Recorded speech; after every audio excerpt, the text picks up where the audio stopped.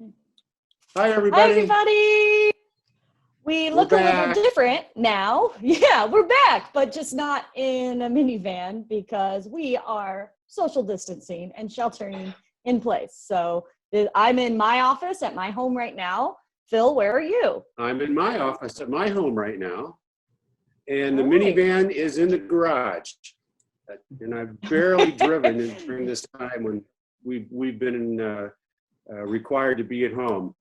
But we wanted to connect again and say we've missed doing these things, and we've missed connecting with you all in this way. And for 3 weeks, I was sick with the virus, and Grace had to jump in and take over, and we just didn't get this part of it done. But we've been worshiping online now for 6 weeks, and we will continue Wow, has it been to do 6 so. weeks? Oh my gosh.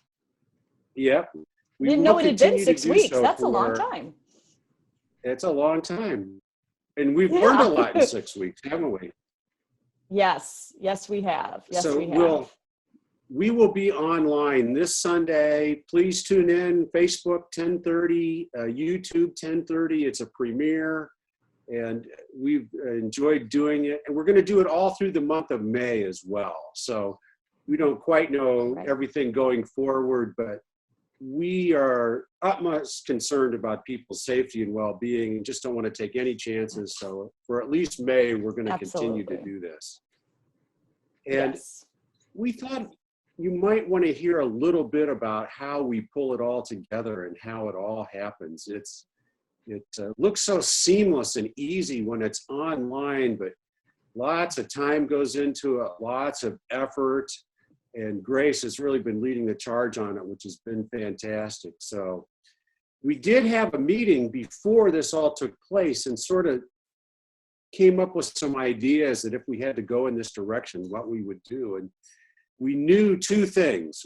We knew that it was going to be different from regular worship in two ways. One, it was more of a visual experience. It's not a sit and listen experience. You're looking at a screen, and we're cognizant that we are creating a more visual experience online and also a more intimate experience online. It kind of feels to us and maybe to you like we're talking directly to you, and it feels like a much smaller gathering than we're typically used to. It feels like Phil is in my living room, like every Sunday morning. You know, it's not the same as being in a big sanctuary. Now, I do miss being in a full sanctuary with people. I miss that.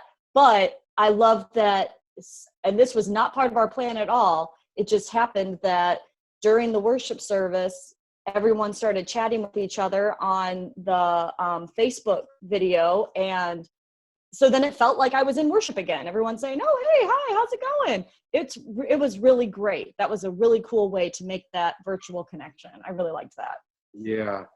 Now, we have heard that some people prefer not to read the comments, and you can minimize that comment section on Facebook if you want. You don't have to read those, but some people like them. So there you go.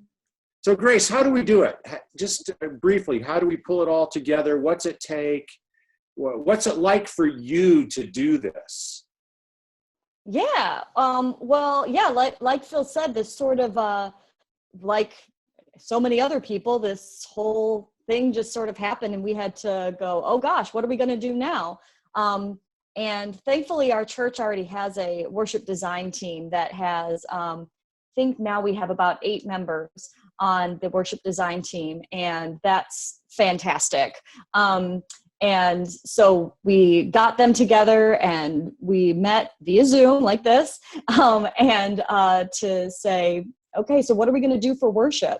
And so that's sort of how it started. And now every week we meet on Monday and plan out the worship service. Oh, I guess before that, Phil sends us his sermon for the following week on Saturday. Then we meet on Monday to discuss his sermon, the worship service, and then Tuesday and Wednesday, we're out contacting people, writing prayers, asking people to send their recordings to me, because I'm sure you've noticed we've had some people just record themselves reading scripture or reading prayers. Then they send that to me, and then I put it together using a video editing software.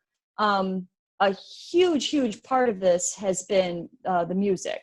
I think that has really enhanced our worship a great deal, which I was not sure was going to be possible online. But Doug Scott has really just risen to the challenge and has done an amazing job of getting quality music and mixing it. And I don't know how he does it. It's like magic to me, but it's amazing and it's so great. So there's a lot of people involved in one worship service. It's pretty amazing.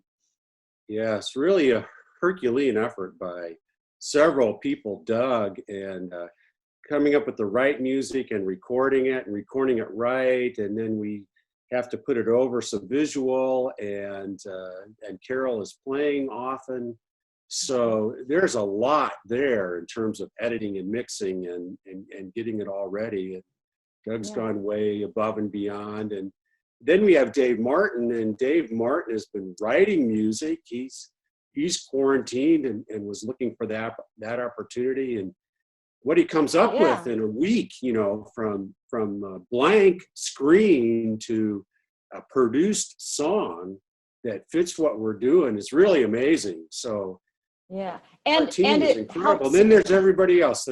Let's tell the names, Grace. Let's say okay. who the So worship there design is worship design team is me, Phil, Marta Kramer, Jim Parker, Doug Scott, Leah Eigelhart, Kathy Rito, Carolyn Marique, and Carrie Kwalik. Is that everyone? Yeah. So that's the worship design team. Those people have met every single week. So there's been a couple of times that we've met twice a week for at least 2 hours every week during this to plan this, which has been amazing. And we love to involve other people in the service too. So we invite people, and if you'd like to be part of it, let us know.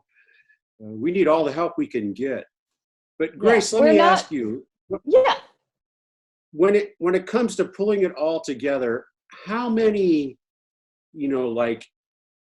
pieces are there to bring all together at one time?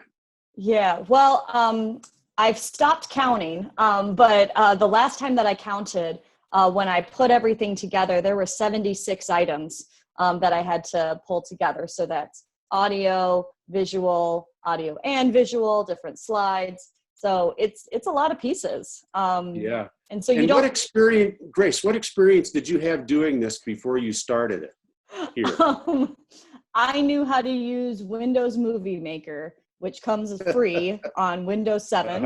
I knew how to use that.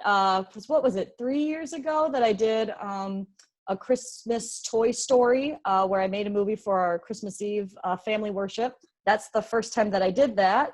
And then that Windows Movie Maker, you can't find anymore. So I had to find new software and learn that. And, thank God for YouTube, because I've learned everything I need to know about this video editing from YouTube. Yeah. Well, sort of a battlefield promotion for Grace that she,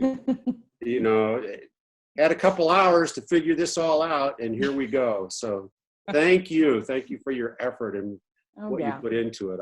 I'm really pleased with the way it's going, and we'll have another one for you this Sunday, 10:30.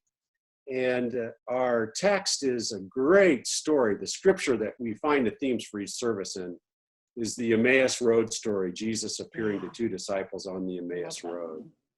And we've got some really good music. I know Doug has been preparing a piano piece, especially for this service. We've got Dave doing something again.